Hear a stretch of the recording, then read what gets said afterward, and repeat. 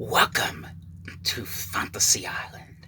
Peyton Snabeck here again for another movie review for you guys tonight. And as you guys can tell, I just got home from seeing Blumhouse's Fantasy Island. Now, there's a couple reasons why I wanted to see this one. One of them is, of course, Blumhouse. I love Blumhouse. I love what they do. 95% of their movies are good. 95, I'm going to say. Because I think I watched I think it was in the last update, I reviewed Don't Let Go, and I didn't really care for it. This one, this one right here, this one's actually pretty good. I mean, it's not perfect, but from what I've heard, it's actually from the same people who did Truth or Dare, which I know everyone hates Truth or Dare. Other movie that came out back in 2018. Honestly, I really did like Truth or Dare. I honestly thought that was kind of a fun movie as well. And coincidentally, Lucy Hale is in that one, and Lucy Hale is in this one as well. and but the plot of the movie is it's basically it's based off a TV show that came on back in the 70s, if I'm not mistaken.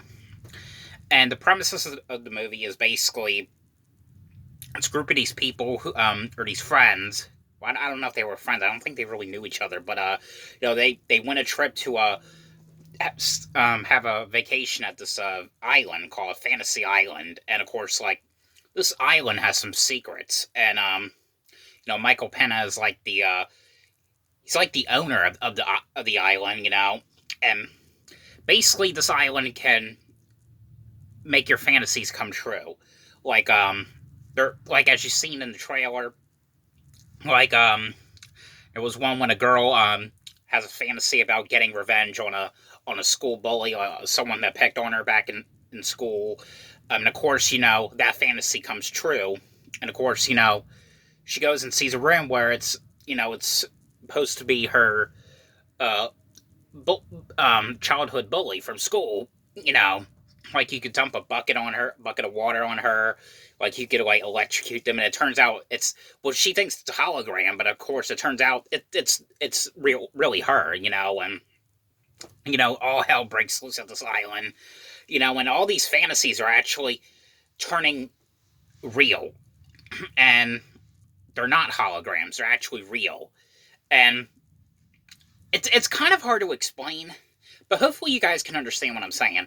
And I have to say, there were creepy aspects about this movie. Like I said, I love Blumhouse. There's a Blumhouse movie, another Blumhouse movie coming out in 2 weeks. I really want to go see, which is the Invisible Man remake. Um, and another one 2 weeks after that, which is The Hunt, which I know The Hunt was a movie that originally was supposed to come out back in September, but there was like a lawsuit or something. I don't really know what the lawsuit was, but now it's going to come out in next month, and I cannot wait to see that one. That one's got me kind of hyped. But this one, on a scale of 1 to 10, I give it about 8 out of 10.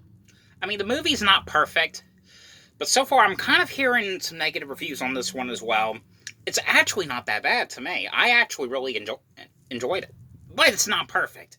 The same thing with Truth or Dare, the other guy's film, Truth or Dare. That one wasn't perfect as well, but I can't say it's the worst, because I've seen a lot of worse movies. The Black Christmas remake was probably one of the worst Blumhouse movies ever.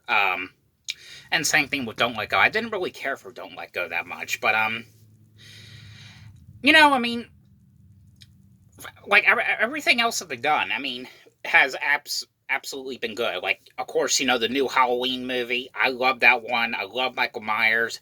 That one I give 10 out of 10.